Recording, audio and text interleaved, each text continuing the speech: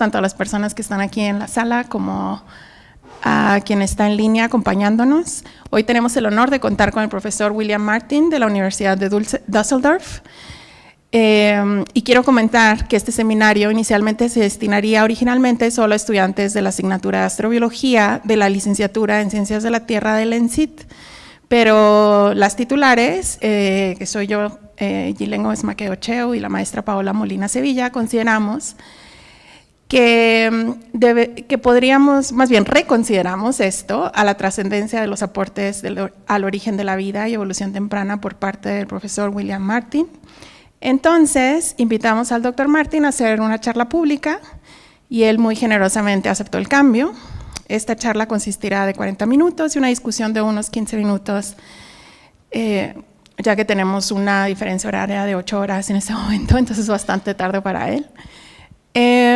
Las preguntas pues las pueden hacer en español, trataremos de traducirlas para él, y quien quiera hacerlas en inglés directamente aquí en la sala, pues también pueden hacerlo obviamente.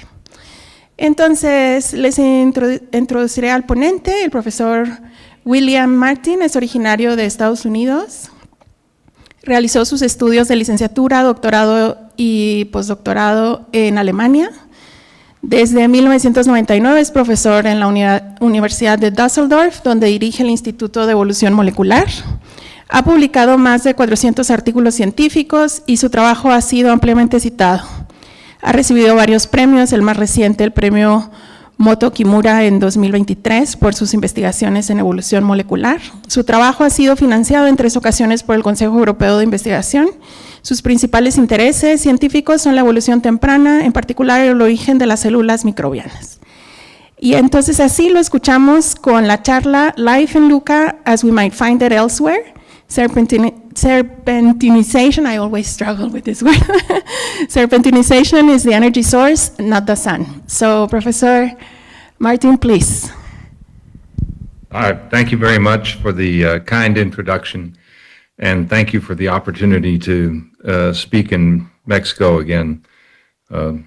I've visited Mexico several times scientifically, and the country has always been very kind to me, and so I just wanted to express that.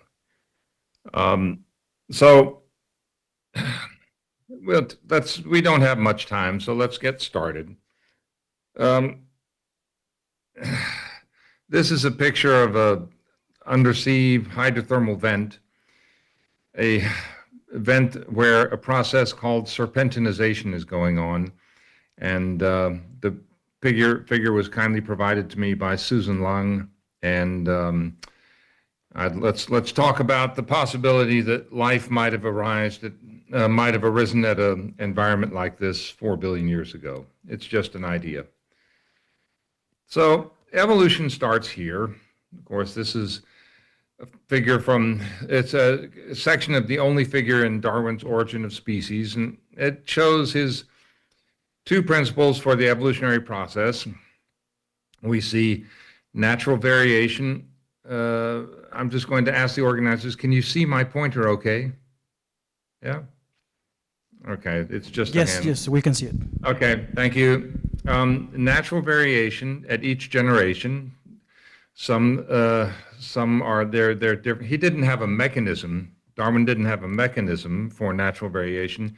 He just observed that it occurred because he went to dog breeding shows and pigeon breeding shows, and he saw that the progeny were not identical. And then his big idea: some progeny are more fit to make it into the next generation than others, and this is natural selection and gives rise over long geological time to the forms of life that we see today. Of course, today we know that this process is basically correct for the entire evolutionary tree that we know, with 2 exceptions in the prokaryotes, in the microbes. And that is that in the microbes we have lateral gene transfer, where genes are transferred from one organism to another in the microbial world without respect to taxonomic boundaries. And we also know the principle of symbiosis, endosymbiosis. Mitochondria and chloroplast used to be free-living prokaryotes that entered into a symbiosis with the host cell, giving rise to novel lineages at the highest taxonomic level. That would be the origin of eukaryotes and the origin of plants. So Darwin's principle still basically applies to all living things that we can see. But if we're going to talk about the origin of life and the origin of metabolism, then Darwin's theory has a problem, and that is that it works much better if you already have something that is alive. Down here at the bottom, going the transition from rocks and water on the early Earth to the first free-living organisms where natural selection and replication took place, that transition does not really work with Darwinian principles, and I think we need a different organizing principle, and that's what I'm going to be trying to say today is this. These are just orbitals of atoms, sp, d, and f orbitals. Of course, nitrogen, hydrogen, carbon, and oxygen, the main elements of life, only have s and p orbitals, but some of the metals like iron and nickel and cobalt or molybdenum that we find in life, they have d orbitals. Tungsten also has f orbitals. And what I'll be arguing is that the properties of these orbitals give rise to catalytic properties of atoms that help to organize CO2 and gases into organic molecules all by themselves. And maybe that it's possible that metabolism might have started that way. So that's the basic idea. And if we'll be talking about catalysis, and this is what I'll be trying to convey, and that is at a hydrothermal vent 4 billion years ago, there were metals like iron and nickel and cobalt that could activate CO2 and activate ammonia and bind these gases, also hydrogen, so that it could become activated on the surface of these metals and give rise to organic molecules, just like it happens in chemical industry. There's nothing spectacularly new about this kind of chemistry, but it turns out to be very interesting in terms of its properties for the origin of life. Okay, so that's where we'll be going. And this is the site that I think is interesting. There's this is a picture of Lost City, kindly provided by Susan Lang, who's now at Woods Hole. Thank you very much, Susan. And what it shows is a submarine hydrothermal vent at a site called Lost City. Sometimes it's in the middle of the Atlantic. Sometimes people ask me where it is, and I like to say, well, it's easy to describe, so that if you go to Africa, about the latitude of Casablanca in Africa, and go due west, and then go to the southern tip of Greenland, which belongs to Denmark, by the way, and go due south, then you're at the point where those two lines cross. That's where Lost City is. It's in the middle of the Atlantic. Okay, so the idea that life might have arisen at hydrothermal vents is not mine. The priority on this topic belongs to John Barris, and he published 2 papers in 1981 and 1985 that set forth the basic ideas that are still with the field today. I can highly recommend these papers. John Barris is still alive, works at the University of Washington, and these are really fundamentally novel papers with no precedence in the literature before them. It's difficult to do something fundamentally new. But I'll also be talking about some concepts that were introduced by Mike Russell into this topic, and he said, among other things, we propose that life emerged from growing aggregates of iron sulfide bubbles containing alkaline and highly reduced hydrothermal solution. These bubbles were inflated hydrostatically at sulfidic submarine hot springs sited some distance from a spreading center 4 billion years ago. Well, that's a very specific statement about an inferred environment, and the kind of environment that he was talking about was subsequently found by Deb Kelly, also at the University of Washington. And she found Lost City, and it has sulfide-bearing water. It's very alkaline. It's highly reduced, and the vent forms bubble-like microcompartments. So the kinds of vents that Mike was talking about were subsequently found here in the present day. This is a picture. I'm a visual person. I need pictures. And this is a picture of a rock that Mike found. It's the rock that he was talking about in that last slide. And what you see is what's called a botryoid, or a grape rock. Geochemists know this. And what this rock, you can see the scale here. It's about 1 centimeter. That's where this hydrothermal water is coming out of the earth. We're looking at a fossilized hydrothermal vent at the bottom of the ocean 350 million years ago from the silver mines. He found this. And you can see that the chimneys are quite small, about the size of a laser pointer or a large pen. And you see these bubbles here. That's what he was talking about hydrostatically inflated.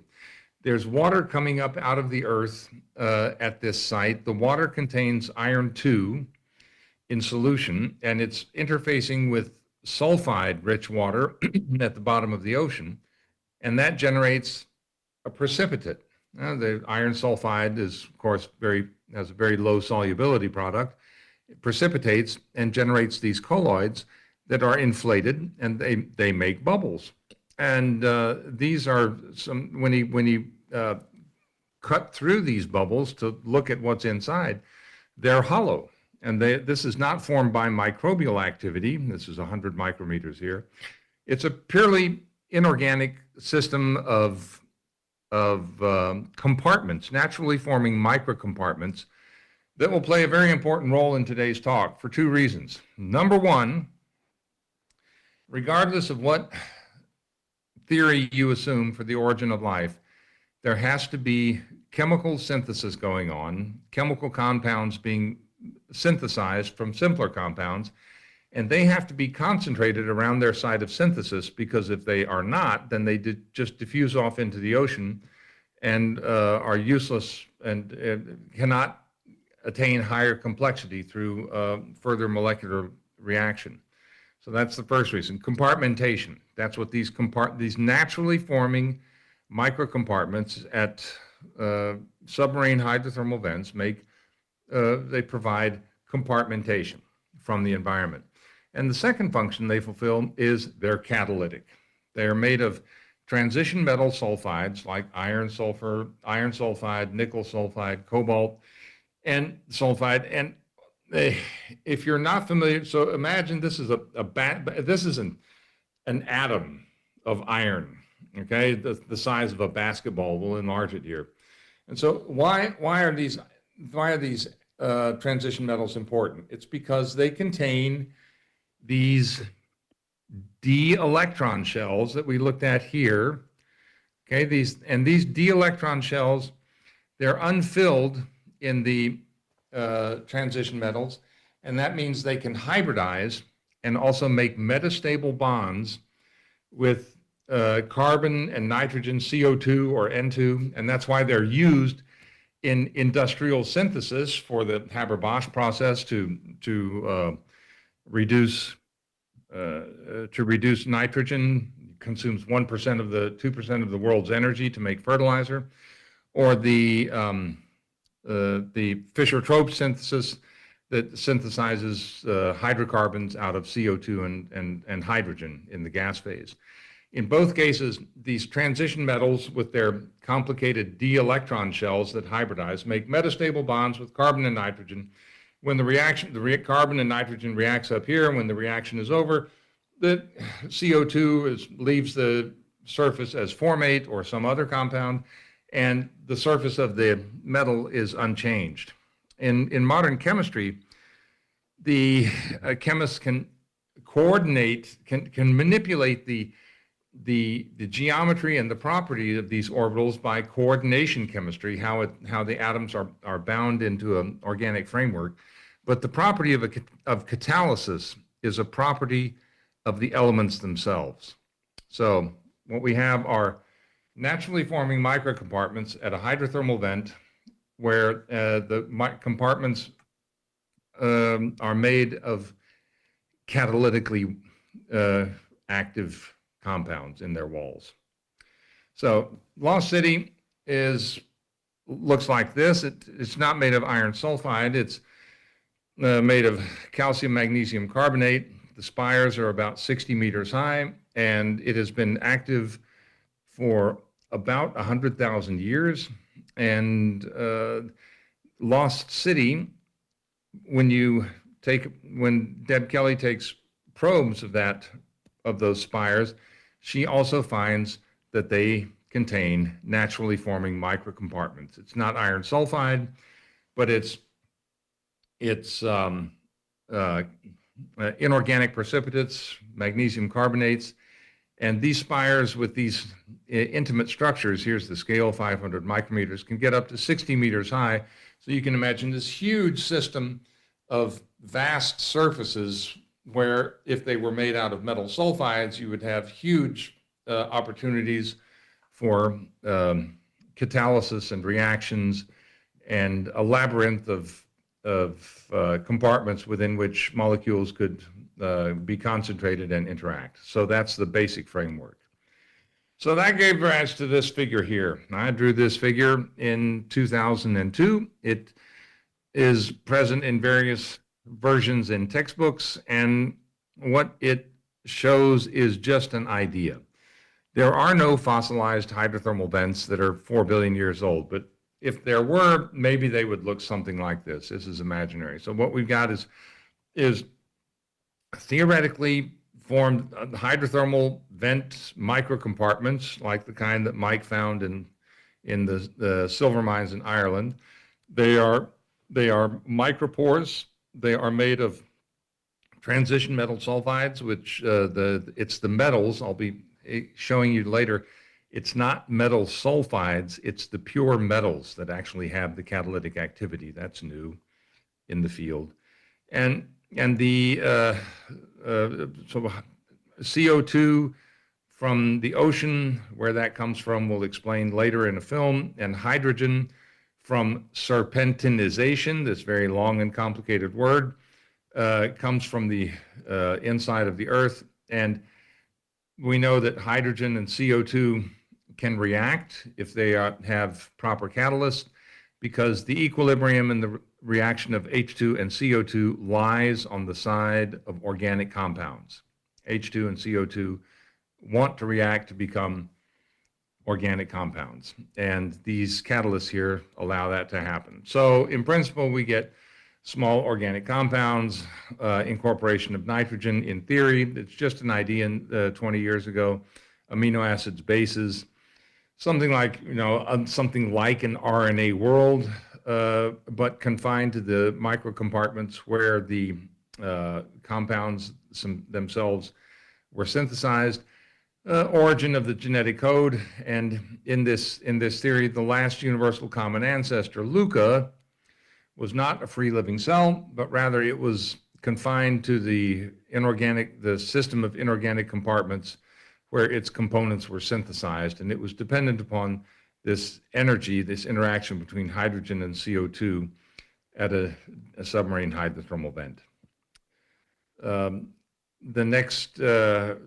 LUCA didn't stay confined to these compartments. There was, of course, a further evolution in the origin of microbes to generate lipid compartmentation and cell walls. And part of this theory is that compartmentation, biological compartmentation, comes late. It's the product of genes, because the isoprene ethers of the archaea are connected to glycerol phosphate with a different chemistry than in the case of the fatty acid esters of bacteria in their lipid membrane. Also, the murine cell wall and the S-layer cell wall of the archaea are not chemically related. So this indicates that we've got two independent origins of compartmentalization in the origin of free living cells, one giving rise to archaea, one to bacteria, but we know they had a common ancestor that had the genetic code, it had ribosomes, it had, and the same core metabolism that fuels both groups. Okay, so we say the energy is coming from hydrogen here. Where does that hydrogen come from? And it comes from this process called serpentinization. Okay, this is a very complicated reaction, and there are many ways to write it. This one's one written by Wolfgang Bach, but on the bottom line, what happens is that water is oxidized, water is reduced by iron-rich minerals in the crust to generate oxidized iron in the form of magnetite, and the hydrogen in water is reduced to molecular hydrogen, which escapes as gas. Here's a picture of the process that maybe helps to visualize it better. Water seeps down into the ocean crust to a depth of 1 to 5 kilometers. It becomes heated to about 200 degrees, just because the deeper you go, the hotter it gets below the surface of the crust. There, iron 2 reacts with water to generate magnetite, which has catalytic properties in addition to the metals, and hydrogen as a reductant. So when CO2 and H2O go in, they come out as methane and hydrogen in these in the effluent of serpentinizing hydrothermal vents. This is a picture of the rock for which the process is named serpentinization. Oops, excuse me. And this is a nice picture that Susan Lang provided at Lost City, where you can see unreacted rock and reacted rock that's nice and green. This is the serpentinite, and the veins where water has gone through and generated quartz. That's the kind of rock. When you see a rock like this in a bank or a hotel, you can think to yourself, it's those quartz veins where hydrogen was produced, and that gave rise to life 4 billion years ago. So, okay. So now, moving forward quickly, we're talking a lot about hydrogen and CO2. So there are only 2 forms of life that live entirely on hydrogen and CO2, and those are acetogens, the bacteria. They live from this reaction here, and methanogens, archaea, they live from this reaction here. So that both of these reactions are coupled to ion gradient formation. That is, acetogens and methanogens basically live just like our mitochondria produce energy, or E. coli. They have a respiratory chain where they transfer protons or sodium ions from the inside of the cell to the outside, and then harness that ion gradient with the help of an ATPase as the protons or sodium ions come back in. It's just that the proteins have nothing to do with our respiratory chain. They're very different. And in the case of the methanogens, it's not even an electron transport chain, it's a methyl transport chain that gives rise to that gradient. At any rate, that's the reaction from which they live. That's how they make their ATP. And their carbon comes from the acetyl-CoA pathway, which has this basic overall formula: hydrogen plus CO2 plus coenzyme A generates acetyl-CoA and water. And that reaction is exergonic by minus 59 kilojoules per mole, meaning that it generates this energy-rich thioester, but still has energy to burn in the process, and that's this extra energy that is used to pump. So these pathways and both organism groups are ancient. The isotope trace of methanogenesis goes back to 3.5 billion years, Earth's first signs of life. So what we'll be suggesting is that these are the first 2 groups of organisms to escape. Here, bacteria, acetogens, and here, archaea, methanogens, that their basic chemistry was run from the beginning from this reaction here, and that this reaction took place without enzymes to begin with, and became more complicated with enzymes as chemical evolution progressed. So what does this pathway look like?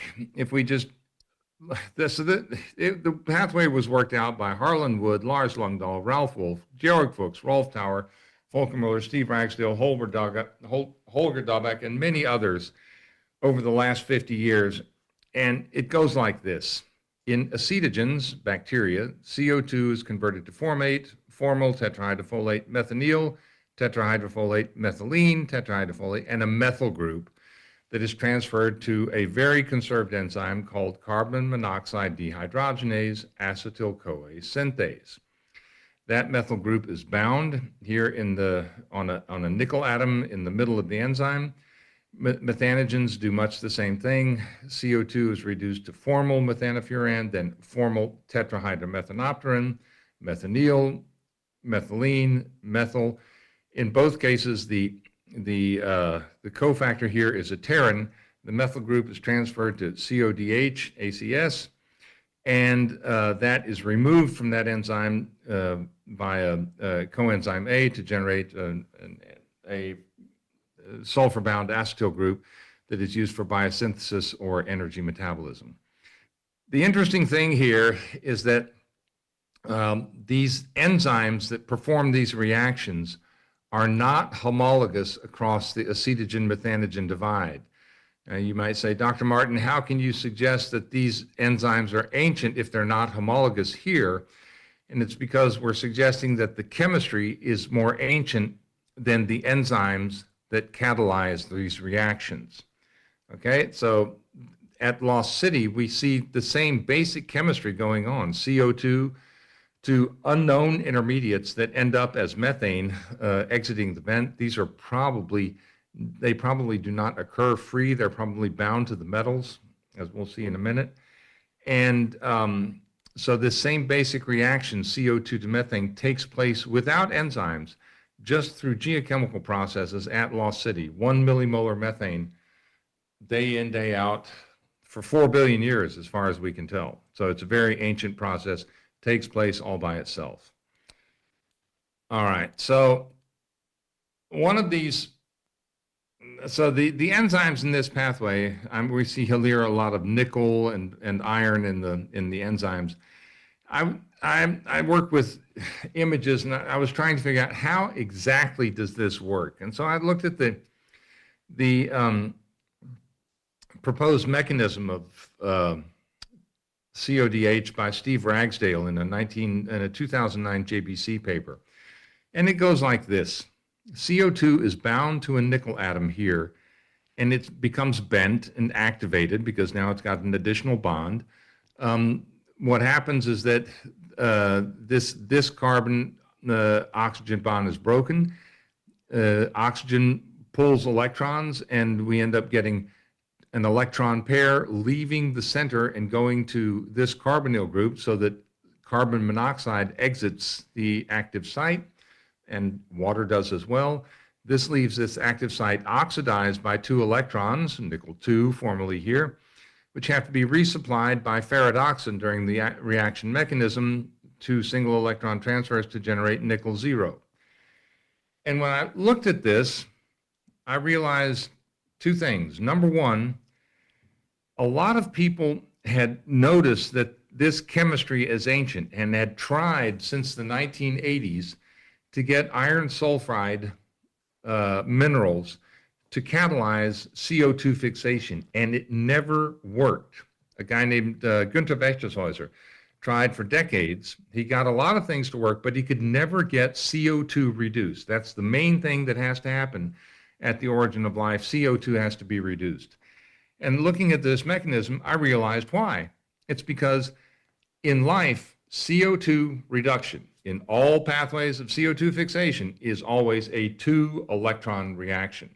It's always a hydride transfer. It's a proton with 2 electrons or 2 protons and 2 electrons that are transferred to CO2 to get it fixed in metabolism. It's always a 2-electron reaction. And that's what's going on here. It's nickel 0 that's donating 2 electrons to get this reaction going. It's not a single electron transfer. And so I asked Tom McCollum at a meeting. He's a geochemist who works on serpentinization. He says, Tom, are there any native metals, so metals in the 0-valent state in these serpentinizing bends? And he says, yes, they're all over the place. It's very common. And that's this paper here, Native Metals in the Muskox Intrusion. So I'm just going to read it. This is 1965. This is very well known. The following native metals have been identified in the Muskox Intrusion. That's it's a fossilized serpentinizing system in Canada. Native iron, native nickel iron, called awaruite, cobalt iron, and native copper. Mineral distributions and textures indicate that the native metals, zero-valent metals, are formed contemporaneously during the period of serpentinization of the host rocks. And what is happening here, to translate that, is that iron 2, nickel 2, and cobalt 2, dissolved as ions, become reduced with the massive amounts of hydrogen that are generated by the serpentinization process. Remember, we said serpentinization makes hydrogen down here, and that reduces not only carbon, it also reduces metals so that they become native metals in these vents. And it's the native metals that are catalytically active. So to make a long story short, Martina Preiner, the most important thing on this picture, on this slide is Martina Preiner. That's Martina here, Preiner. She came to the lab and we started working on this. And sure enough, she could show. Now, Joseph Moran was ahead of us here because he had shown that a year before that native iron without hydrogen would also generate this collection of chemicals here, which are actually exactly the products of the acetyl-CoA pathway. But he was using native iron, and Martina did it exactly like cells do it: hydrogen, CO2 in water, using this metal as a catalyst in this little reactor here, and she obtained formate, acetate, pyruvate, and methane. It's the backbone of the acetyl-CoA. What's happening in this reaction? It's 16 hours, 100 degrees. There's no RNA, there's no protein, there are no gradients, there's no nothing in here except metal and water and CO2 and hydrogen. And the backbone of microbial metabolism unfolds in front of our eyes. It's amazing. So if we look at the pathway the way that Georg Fuchs draws it, CO2, formate, formal, methanol, methylene, methyl, acetyl, acetate, methane, pyruvate. That's how the reaction takes place in cells, whereby these little symbols here indicate enzymes or cofactors where these moieties are bound. And what Martina found is that if we use the iron sulfide or magnetite, or what works best is the awaruite, this iron nickel metal, we get this formate, methanol, methane, acetate, and pyruvate. We don't get also those compounds. That's all that we get. The synthesis is extremely specific. And what that indicates is that there's something very natural about the origin of metabolism. It takes place all by itself. You just have to have the right catalyst. So to make a long story short, this pathway in cells requires 127 proteins to make formate, methane, pyruvate, and acetate. It's 10 enzymes in the pathway, and then 10 enzymes each for 10 cofactors makes 120 proteins. One single metal replaces 127 proteins.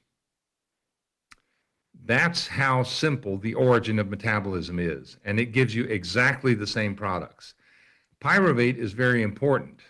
Here, this is not just one experiment. We've repeated this dozens of times, and here are just a few publications where we get the same, basically the same reaction spectrum, sometimes with up to 200 micromolar pyruvate, which is important because 200 micromolar pyruvate using nickel for a week is exactly the concentration of pyruvate in growing Clostridium cells, okay? So in growing acetogens, they get exactly the same concentration of pyruvate from the acetyl-CoA pathway as we get using a metal. It's just that they get it about 100 times faster. So what we're getting is just an increase. What enzymes do, they increase the rate. So that's what we're saying, is that this is actually is the starting point of metabolism. Well, it goes further than that, what these metals will do. This is a paper with Harun Tusuz and Joseph Moran, very good friends and good cooperation partners. And thank you, Joseph and Harun, for including me on this paper. They showed that alpha keto acids in water, pH 7 to 8, 72 hours, using ammonium, hydrogen, and nickel zero, generate amino acids. It's up to 50% yields for 7 different amino acids, just like the reactions, just like they occur in metabolism. This is reductive amination. And furthermore, the same metal catalyzes reactions of the reverse citric acid cycle. That appeared in Chem last year. So amino acids and Krebs cycle, catalyzed by the same metal that also gets you the starting point of metabolism, formate and acetate. We've also found that the metals will interact with cofactors. Martina Preiner showed in a paper that I don't have here, she showed a year ago, 2 years ago, that NAD will react specifically with these metal surfaces to become reduced to NADH in the proper conformation. The proper positions in the molecule are reduced. There are a lot of things you could reduce in NAD, but the metals do it specifically at the in the nicotinamide moiety. What Manon Schlicker was able to show in our group was that also pyridoxal will react with these metals and ammonium to give pyridoxamine catalyzed on the surface of these metals. Pyridoxamine can then react in solution also to do transamination reactions, generating the aldehyde, which is then re-reduced and re-aminated at the metal surface. This is a little nitrogen shuttle from inorganic surfaces, reactive inorganic surfaces full of hydrogen, and reacting with catalyzing the reaction of ammonia and pyridoxal. I need to stop soon. So this is, I'm not going to do that. I'm going to skip through that electron bifurcation. It's too complicated. Briefly, this is a map of metabolism. There are 400 reactions in metabolism that convert gases into amino acids, bases, and cofactors. And what we have found is that if you order these reactions in the order in which they occur in metabolism, starting from H2CO2, these are the first ones. This is the acetyl-CoA pathway down here, then pyruvate synthesis, and then we get the synthesis of amino acids, bases, and cofactors. But it's interesting that the cofactors are synthesized late. That's shown here as well. The cofactors, for example, pyridoxal is synthesized here, but it's required in reactions before its synthesis. The same is true for folate, ATP, GTP, SAM, CoA, NAD. All of these reactions are synthesized late in metabolism. So whoever designed this metabolism was not paying attention, because at the origin of life, this is not going to work. This is the acetyl-CoA pathway. It requires 12 cofactors that are synthesized very late. How is this going to work? And what we have discovered, what we've noticed this summer, is that what these metals are doing, they are not replacing enzymes, they are replacing cofactors. And this is actually really exciting. This is new. So the metals are replacing, these are citations. I've got a slide at the end. If you want to see the citations, I'll be glad to show you. The metals replace FAD, they replace NAD, F420, they replace pyridoxal, okay? Because they bind the hydrides or the ammonium or aldehyde moieties on the surface and react there. They replace molybdenum cofactor in the formate synthesis reaction. They replace methanopterin or folate in formyl-to-methyl transfers. They replace thiamine in 2-oxoacid decarboxylation or pyruvate synthesis, methanofuran, biotin, methyl transfers, even cobamide, B12. These methyl transfer reactions are replaced by native metals in several publications. It's really amazing. They're not just replacing enzymes, they're replacing cofactors. Because think about it, in metabolism, the hydrides and the methyl groups, they don't attach to proteins. They are stuck on the cofactors and transferred from the cofactors to the substrates by the enzyme. And so that's the function that these metals fulfill.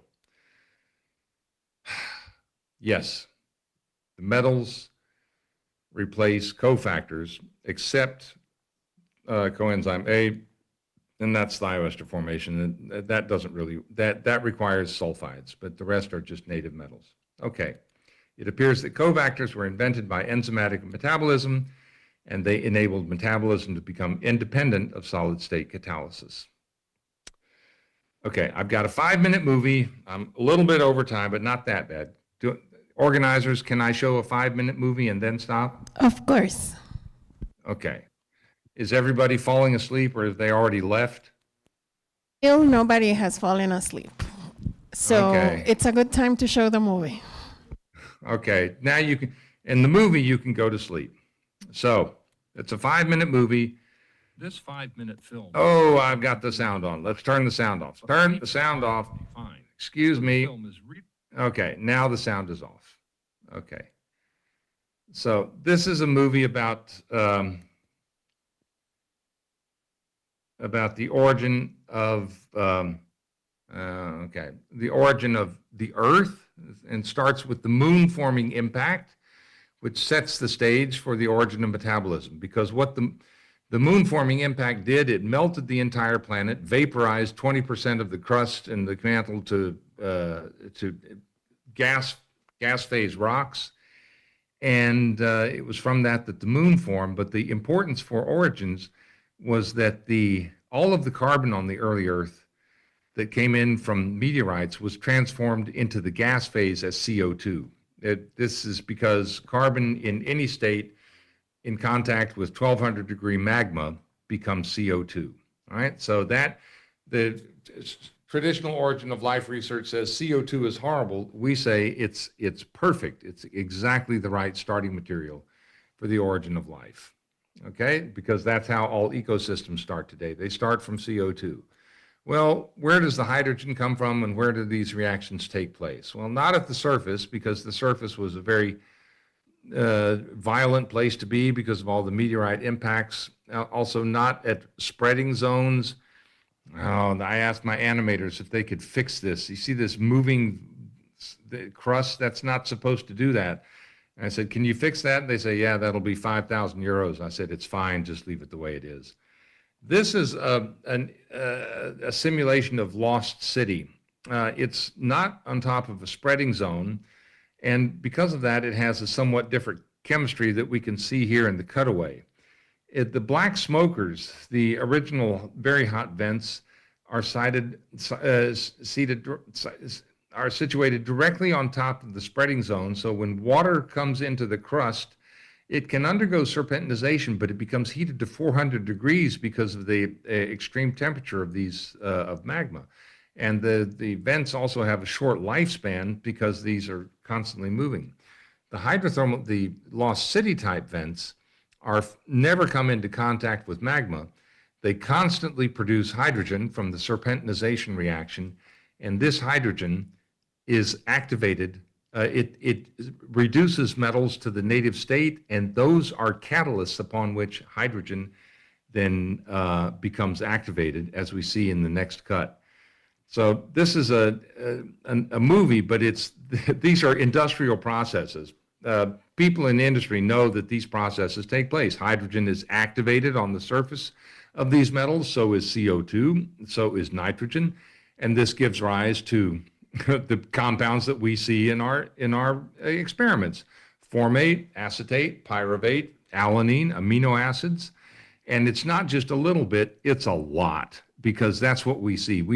Actually see physiological concentrations of these compounds arising from the native metals. So these arrows here indicate energy releasing reactions, and that's because the only way that these reactions will take place is if they're exergonic. And it's clear the reactions of metabolism have to be exergonic, otherwise metabolism would not take place. And that's also the case at origins. So this generates amino acids, bases, and cofactors in principle. These can then accumulate on the inner surfaces of these inorganic compartments where they undergo two-dimensional diffusion instead of three-dimensional. They're concentrated on surfaces and can polymerize into small molecules that might have catalytic activity. And if they do, then we can get into things called autocatalytic networks, which arise within these naturally catalytic compartments. And the flashes of light here in the background are a reminder that the entire process is driven by the reaction of hydrogen and CO2 to give rise, just like in the metabolism of acetogens and methanogens. Okay, so now we get something like an RNA world, RNA molecules somehow arising, polymerizing, and recombining. We won't get into those details. Everybody assumes that this exists, and we know that the last universal common ancestor had ribosomes, okay, and the genetic code, because that is universal, and that generates proteins. Of course, we don't explain in this movie or in our papers where the genetic code came from, but nobody else can explain it either, and we just know that it existed in LUCA because it's universal and conserved, and for us, that's good enough for now. Of course, DNA, when you can see with the translation, you can get very complicated catalysts in the form of proteins and enzymes, and as the last step, cells learn to compartmentalize themselves from the environment with their lipid membrane and cell wall, giving rise to free-living prokaryotes that populated the Earth ever since.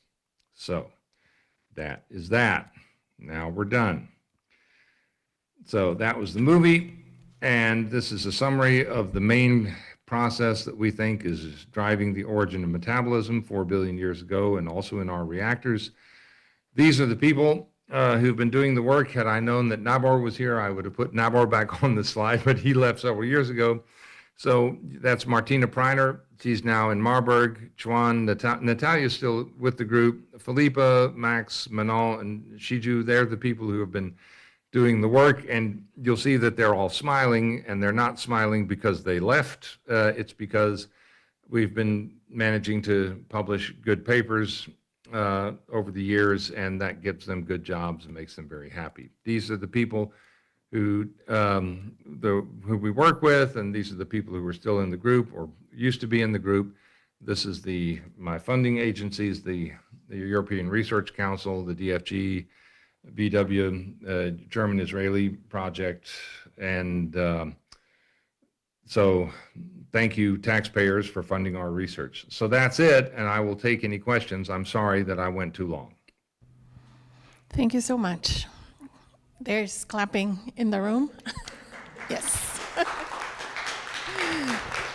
I would like to, yes, exactly. I can't hear anything. I would like to open the floor for any questions. I can't hear. Okay. Can you hear us now? Can you hear us? No. Can you hear us now? Okay. No nos oye. So I don't know if you can hear us. Can you hear us? You turned No off. sound. Can you put it in the Oh, chat? sorry, I had He my turned sound off off. the Okay. sound. My fault. I turned my sound off Yes, for the movie. I'm sorry. okay. Excuse me. So We- don't worry, everyone. We clap. figured it out. So thank you. Everybody clapped. Thank I would you. like to open the floor for questions here in Here we the have room. Por favor. First of all, thank you very much for your talk. It was very complete and overall informative approach. I think it's one of the best I've heard so far. So thank you very much. Also, well, my question is in regards to the well, we know also we have here with us Dr. Alicia Negron, and she was also able to synthesize some of the Krebs cycle steps through radiation. So Yeah. we know that all of these organic compounds can come from these abiotic processes. But the question is, how can we, without pulverizing the minerals so in order to increase the surface area, how could we concentrate them? We know they synthesize. How can we concentrate them in these micro spaces so they cannot just escape into the medium by pure Diffusion. diffusion? Yeah, thank you very much. Okay, well that's a good question. In theory, the concentrating mechanism is provided by these inorganic structures themselves. Now, Dieter Braun in Munich, so these are the imaginary vents, and these are real vents, okay, that really exist. And so it's these naturally forming microcompartments that could in principle serve a concentration function. Dieter Braun in Munich has worked with a process that he calls thermophoresis. And what it shows is that if you have temperature gradients in very small capillary systems, the compounds will become concentrated, and it has to do with the fact that the solutes just diffuse faster than the solvent diffuses faster than the solutes under some conditions. So thermophoresis is one solution to the concentration problem. The fact that radiation will generate citric acid cycle intermediates raises a very important point, and that is that if we go back to Stanley Miller experiments, or all of the people have used electric potentials or UV light or synthesis starting from other compounds than life uses. All roads lead to Rome. I looked the other day. I found, I think, 200 different papers on amino acid synthesis, abiotic amino acid synthesis. And what that means is that amino acids aren't thermodynamically stable, okay? They're stable compounds and they don't react further. Therefore, they accumulate. If it were, what your colleague probably did not find was oxalacetate, which is also a citric acid, because it's very unstable. So the stable compounds accumulate, and that's just telling us something about the nature of life, and that tells us that the molecules of metabolism probably have hardwired stability in the system, meaning that if we find something that is generating organic molecules on another heavenly body, whether it's Mars or Enceladus or what have you, probably we're going to find the same kinds of molecules because the products are governed by the laws of thermodynamics. So that was a long answer to a short question. Is that okay? Yeah, it was actually great. Thank you very much. And well, the thing that I wanted to talk about, maybe I can reach you via email. It was maybe through some mechanisms of surface interaction with charged cations, such as, for example, olivine that's present in dunite. Yes. Dunite. Yes. If it's in the middle of the family between phyllite and forsterite, Okay. It can hold these sites where two iron atoms can be close together in such an angle that resembles some of the enzymes catalytic sites. Yes. So through these surface sorption, these adsorption mechanisms of concentration, and also we know that by works of Vinogradov, they wrote a really good paper where they demonstrate that just with carbon dioxide and olivine, they could synthesize glucose, for example. So I made the same face. It's really awesome. It's a really great paper. Did I get the name right? Was that Vinogradsky, or is that like really ancient? It's like Vinogradov. Okay, Vinogradov. I don't know that paper at all. Okay, of course, glucose is a sugar. It's important, right? But Yeah. the main things that we need to get are amino acids, bases, and cofactors. Sugars are intermediates in that process. But that's so. I think what that example shows is a very important point, namely that because I was surprised, you were surprised. It shows that there just hasn't been enough investigated in this area. There's been a lot of research done with cyanide-dependent chemistry, and it has nothing to do with the chemistry of life. But if we start to simulate some of these reactions of natural systems with the compounds that life uses, maybe we will have more luck getting naturally synthesized compounds of life. So that's a very important point. Okay, thank you very much. I'll be reaching you via email. Thank you. Yeah, email. Okay, I'm easy to find, and just send me questions, and then we can discuss. We have another question here. Thank you very much for your nice talk. At what point do you think that the chirality was already important for the biosystems? Wow. Okay, good question. Good question. All right. Let's see. Do I have a slide on that? Just a minute. I used to have a slide on that. Excuse me. I'm going forward too fast. Okay, I don't have the slide. I think chirality comes late because we've looked a little bit at the tendency of these surfaces to generate enantiomeric excess, and there's none. It's not terribly surprising because these surfaces are amorphic, and it's unlikely that they're going to take on a particular stereochemistry. In my view, I think that we could, in principle, get very far in metabolism without stereochemistry. Let's go through these slides briefly. I'll demonstrate the point.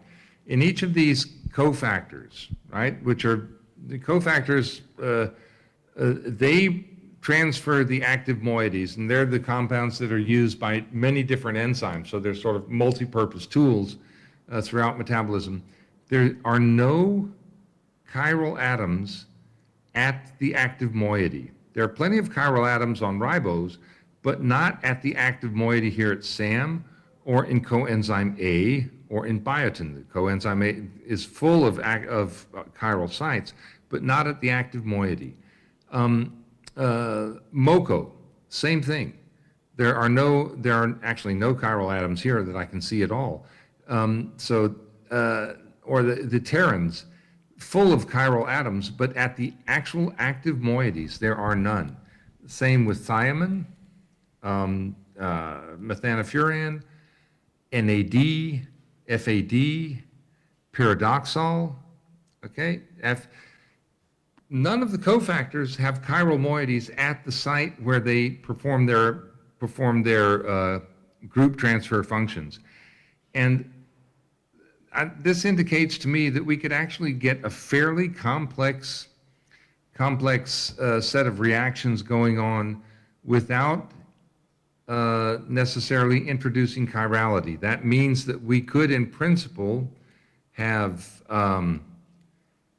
here the amino acids are shown without chirality. We could have a fairly complex mixture. Now, that's not going to get us to translation, because, of course, in translation, we can't have L and D amino acids, although in non-ribosomal protein synthesis, we have L and D amino acids, and there's a large literature that suggests that non-ribosomal protein synthesis, like the antibiotic synthesis in streptomycetes, that could have been a precursor of peptide synthesis.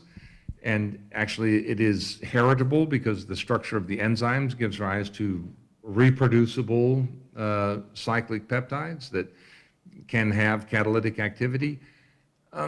So to make a long story short, I think that the origin of metabolism is to be sought, the origin of chirality in metabolism is to be sought in two reactions.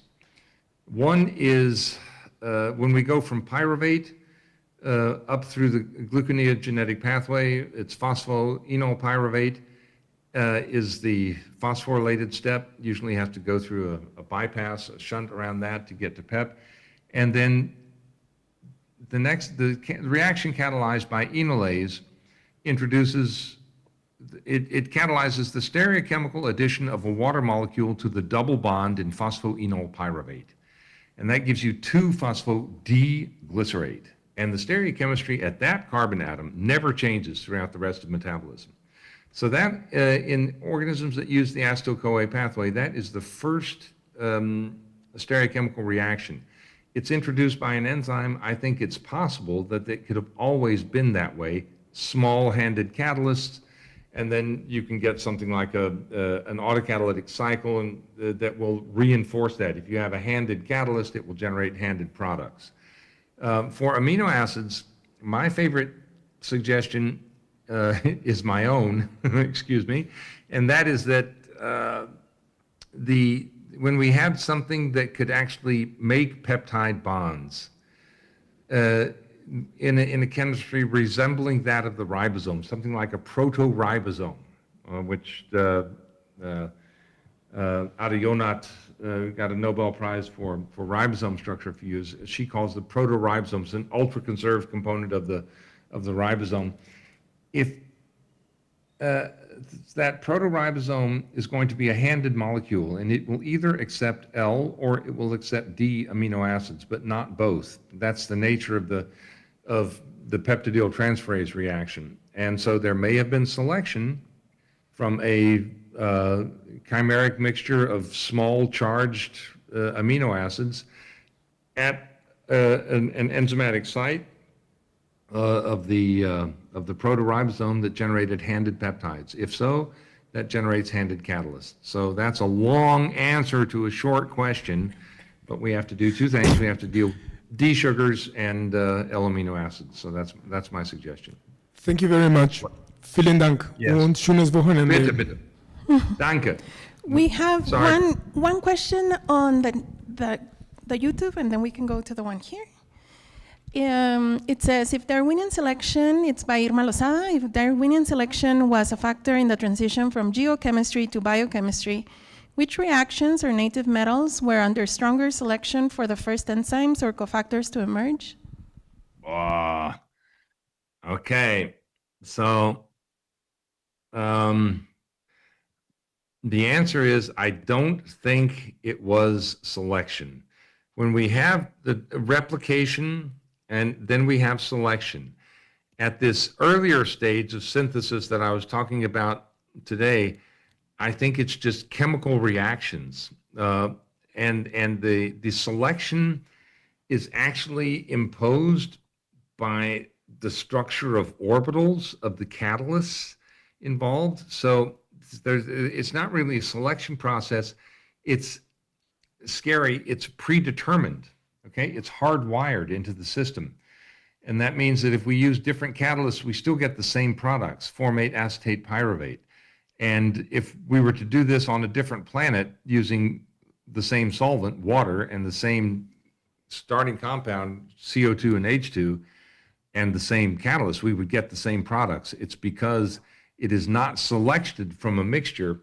It is linearly synthesized because of the nature of the reactions between the components and their catalyst. So I think selection comes later when we have something that can actually. Okay, stop. Let's go back a little bit. I'll correct myself here. There are forms of selection that do not require replication, and that is stability. This is a fairly old concept in the origin of life literature, namely that if you have stable compounds that don't undergo hydrolysis or degradation of other forms, they will become enriched in your molecular repertoire, in your mix of chemicals, simply because they are more stable and they remain unreactive to the environment. Those are the properties of amino acids that don't react further; they just polymerize. But the basic backbone of the amino acids and the bases themselves are very stable. So it's possible that the principle of stability, survival of the most stable, not survival of the fittest, but survival of the most stable, is a good rule here. That might be an equivalent that would help to explain how we could get to a specific set of chemicals from a fairly large and somewhat non-specific mixture synthesized on the surfaces. However, I will repeat that when we get acetate, formate, acetate, and pyruvate and amino acids off of these compounds, that's off of these surfaces, that's all we get. Okay, it's not also acetate and pyruvate, it is only formate, acetate, and pyruvate. That's interesting, and methane. So it's hardwired is my answer, and so that's the it's better than selection. It's a directed synthesis. Okay. So we're here. Okay, here? Uh-huh. Hi, thank you very much for your talk. And my question is about something that you mentioned in the beginning of the presentation, and it has to be with if you think that transition metal complexes with organic molecules have a important role in the origin of metabolism. Yes. And what Yes. could be that role? Maybe in later stages. I'm sorry, I don't get the question yet. So we Yeah. have. What will be that role? Next? Yeah, what will be the role of transition metal complexes in the origin of metabolism? Yeah. Okay. So we have the. Okay. So let's see. Let me see what's a good place to illustrate this. Okay. So what we're saying is that what I'm saying is that I think it started like this. Okay, with these metals. But we don't have metals in metabolism, okay? Native metals like that. They're always coordinated as iron-sulfur clusters in enzymes, okay? Okay? So we don't have native metals in metabolism. So why not? Okay? That's maybe one way to formulate the question. Well, of course, cysteine ligands are cysteine or histidine are the typical amino acids that bind these metals into proteins, and the individual atoms can develop the same catalytic activity as the native metals themselves, but what we don't see is collections. We don't see complexes like this. I'm sorry, we don't see complexes like this in enzymes. And I've had the question several times, why not? There are several reasons. Number one, they can't be divided. Okay, these things they're solid state. They're insoluble. They can't be divided. Worse, when they're synthesized, they're amorphic. They don't have a particular order and structure. This is shown as a nice crystal lattice, but that's not the way these metals actually look in the electron microscope. They're much more amorphous, and so you wouldn't be able, the cell would not be able to direct the specificity. But the worst thing is about these metals themselves, as opposed to the metal sulfides that we see in proteins, is that this does everything. Okay, it does CO2 reduction, does hydrogen activation, does ammonia incorporation, it does carbon-carbon bond formation, and that's chaos for the cell. The cell needs specific enzymes to do specific jobs. That's what enzymes help introduce into metabolism, is specificity and rate. Now, there's a very interesting case. A guy named Marcus Ribba works in California. And he works on a protein called nitrogenase. And nitrogenase is famous because it has a very complex iron sulfurs, what is it, 7 iron, 9 sulfur cluster. And that cluster will catalyze all sorts of reactions if you let it, if you take it out of the protein.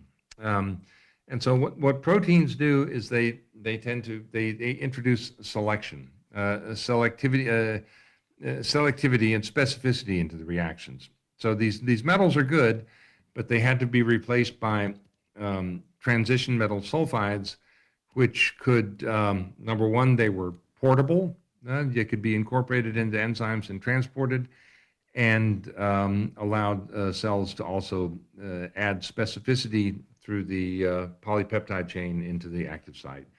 Long answer to a short question. Is that okay? Does that answer your question, kind of?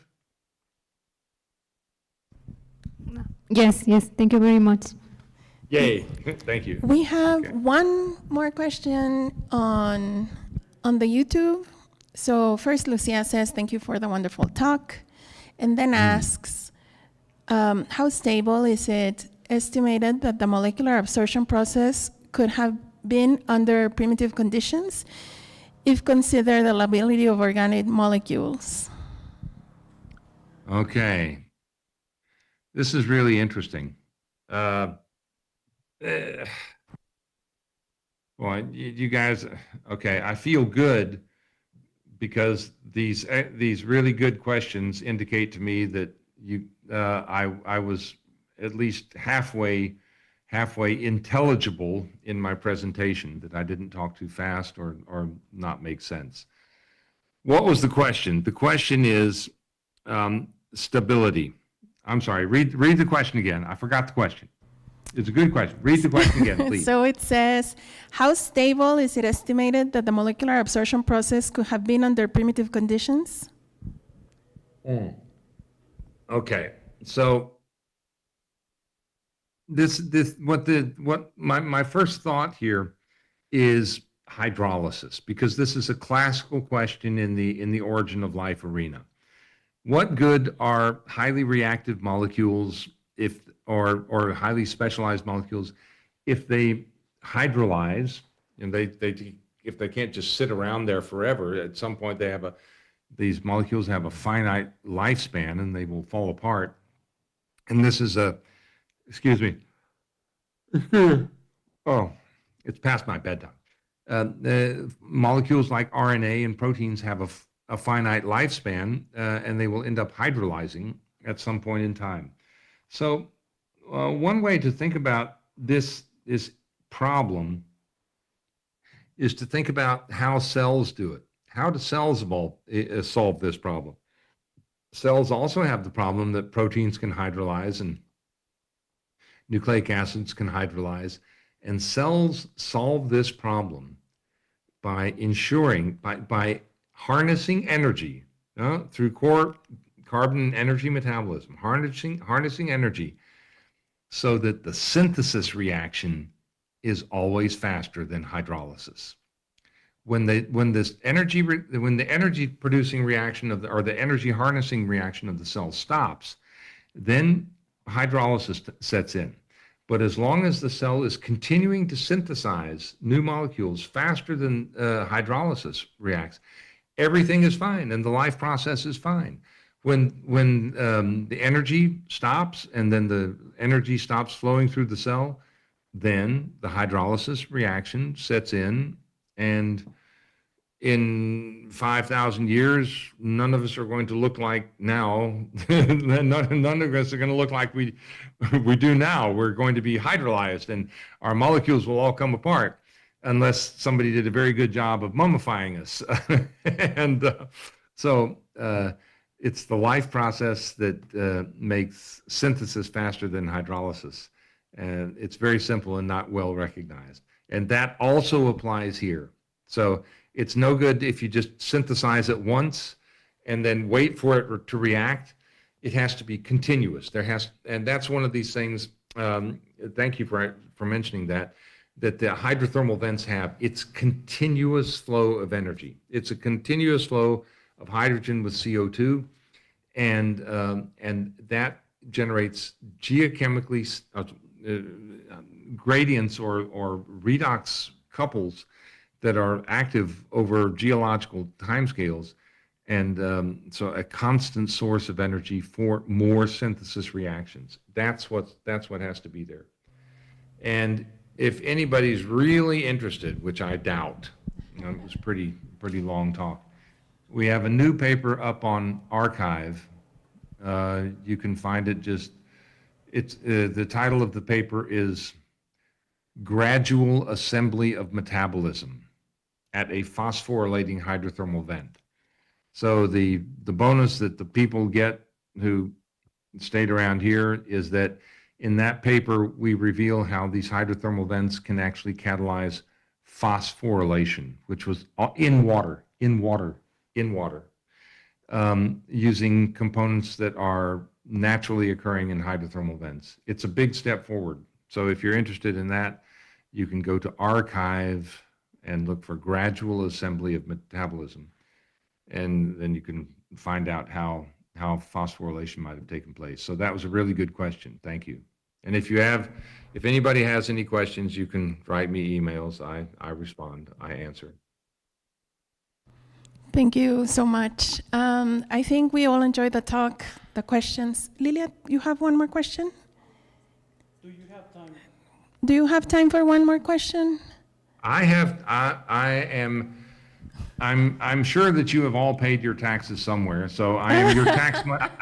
I say I'm your tax money in action. Scientists are a luxury that society affords itself, and so yes, I have more time until nobody has any more questions. I have not seen anybody falling asleep on this side, so we have questions. Lilia. Thank you, Bill. I am a big fan of your work. First, Same I here. have a broad question is regarding the both taxa methanogens and acetogens. Acetogen, yeah. As their habitats are very different, their characteristic habitats are very different, as methanogens are linked to hydrothermal systems and acetogenic are linked to close to continents, and their temperatures, their tolerances. I think that the acetogenic are a tricky group. Which are your thoughts regarding this, and in the context of, for example, the chemiosmosis? Some of these groups have translocate protons and sodium. Yeah. So which of them, which of these groups has lost more genes? In the, Okay. For anybody who didn't notice, that was a really complicated question, and So we'll start with the observation. The observation is that methanogens tend to be, when people go deep to deep sea hydrothermal vents where it's hot, they tend to find methanogens. In the lower temperature serpentinizing systems, there's a famous thing called the Oman ophiolite. They're full of acetogens. So there's the cedars in California, the Oman ophiolite in Oman. I'll explain in a minute what an ophiolite is. Hakuba Happo in Japan tend to have acetogens. So the terrestrial systems, but they also tend to be cooler. They're also extreme. They're hyperalkaline. So you're absolutely right. Both organisms, acetogen, they tend to occur in serpentinizing systems, but in different ones. So I don't know exactly what the issue is there. I think it has something to do with temperature, and that methanogens can better compete at higher temperature. And I think it simply has to do with the fact that their overall reaction is more exergonic. It's minus 131 kilojoules per mole versus 104 for the acetogens. And I think that little thermodynamic bump gives them an advantage in competing for hydrogen and CO2. That might have something to do with it.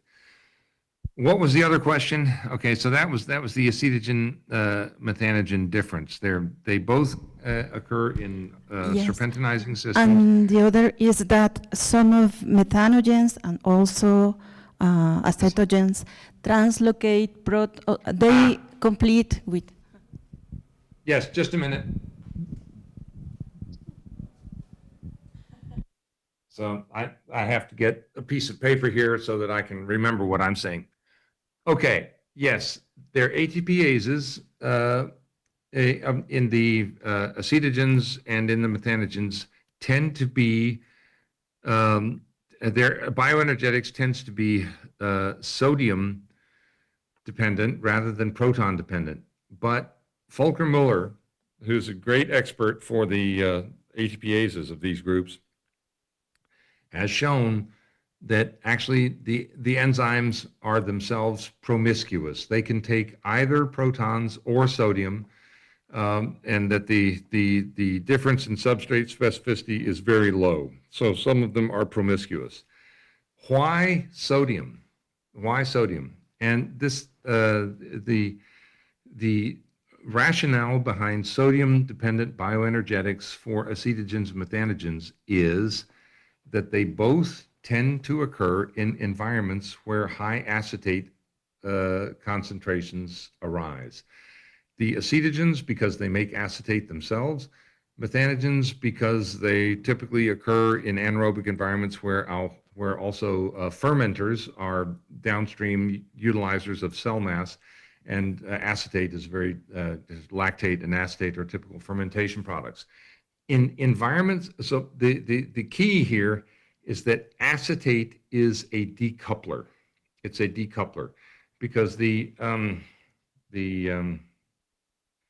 acetate can be protonated, and when it's protonated like that, then it is not charged, and it freely diffuses through membranes. Okay, and so what it does is it takes protons from one side of the membrane to the other, right? And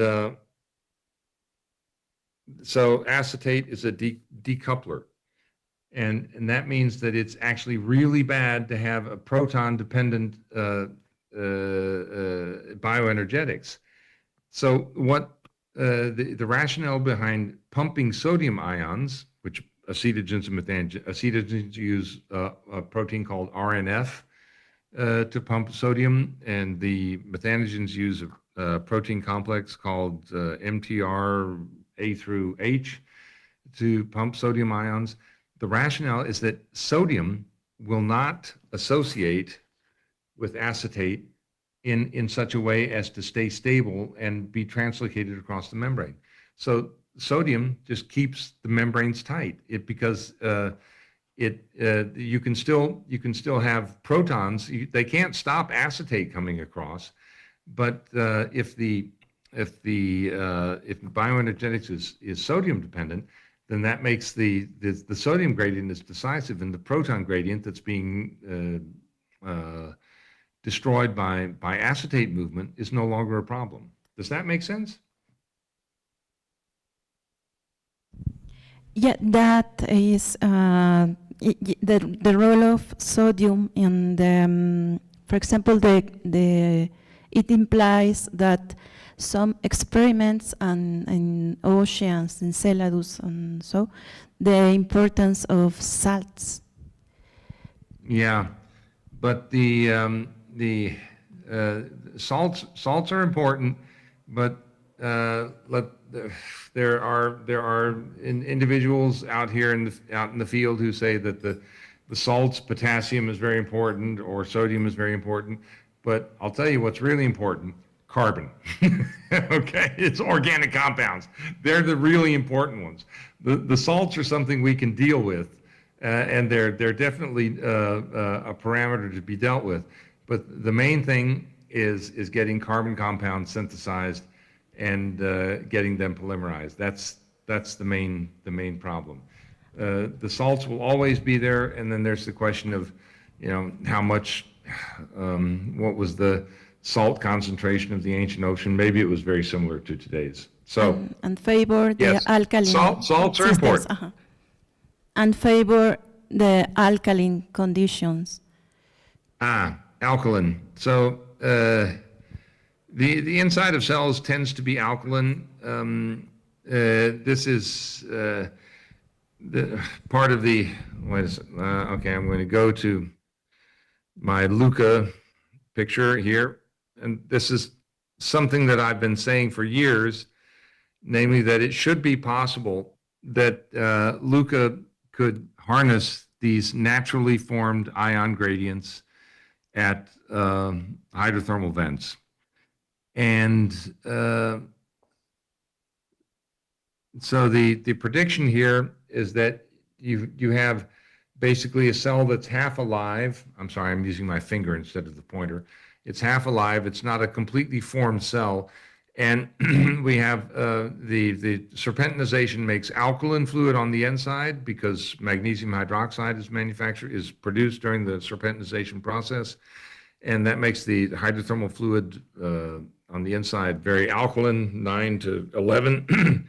And the outside is proton rich. And so the prediction is that ATPases should be able to use such abiotically formed ion gradients. Well, what we were able to show with colleagues from China last year was that one of the predictions of this model is fulfilled in that these would have to be very simple abiotically synthesized lipids. They're not fatty acids or esters or isoprene ethers, just fatty acids. And Junbai Li and his colleagues in China, I was happy to be a co-author on that paper, were able to show that in just fatty acid membranes made not of lipids, but just of fatty acids, are tight enough to allow spinach chloroplast ATP synthase to function. It holds a 1 pH unit gradient and it synthesizes ATP. So that's another aspect of the alkaline hydrothermal vents that really works in favor of bridging the gaps between Earth and life. Okay. Yes, thank you so much. I don't know if there's any other question in the room. It seems we have ended all the questions here. Yeah, There's only a couple hey. of comments on the YouTube saying thanks for the great talk. Okay, thank you. And- It's an hour and a half. Yes. It's a long time. And it's also just spent. before lunch here, so Yeah, we're getting so- to our upper limit. Okay. So Lucia says, thank you, Dr. Martin. I have read many of your articles and I follow you on your social media. Oh, And Irma says, thanks for a great talk and for organizing. So thank you so Okay. much, everybody that was able to join us. Thank you, of course, Professor Martin. It was a great talk. And I would also like to thank Al Instituto de Ciencias Nucleares, who is hosting this talk here in person and on YouTube. yeah. And al Instituto de Astronomía and la ENCIT, la Escuela Nacional de Ciencias de la Tierra, for their support in having this talk. And I hope that this talk will invite you to know and to learn more about this subject, being from exact sciences or life sciences or even social sciences. Thank you. Okay, thank you very much. And it's always, I have a warning, if anybody ever invites me to Mexico, I will come. I will not go to the United States anymore, but I will come to Mexico. Okay? We define like- We will find a way. Okay, thank you very much. Thank you so much Okay, for. ciao. And any questions by email, gladly. Great, Bye. thanks.